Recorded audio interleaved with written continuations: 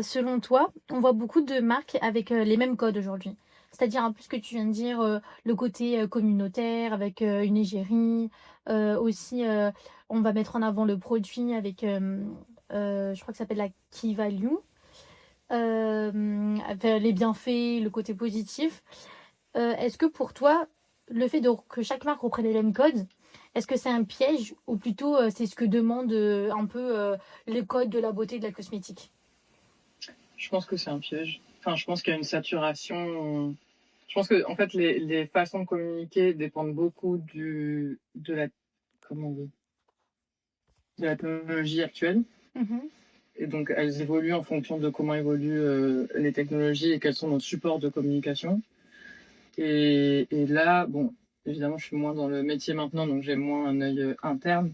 Mais en tout cas, par rapport à ce que je faisais, moi, c'était même pas il y a si longtemps que ça, parce que j'ai quitté l'agence il y a peut-être 5 6 ans.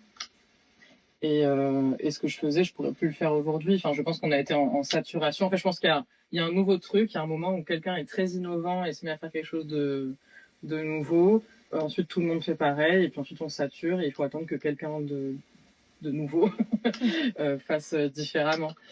Et donc, je dirais que c'est plutôt un piège d'uniformiser, et les marques qui ont marché, c'était toujours celles qui allaient à l'encontre, qui proposaient quelque chose de différent, quoi.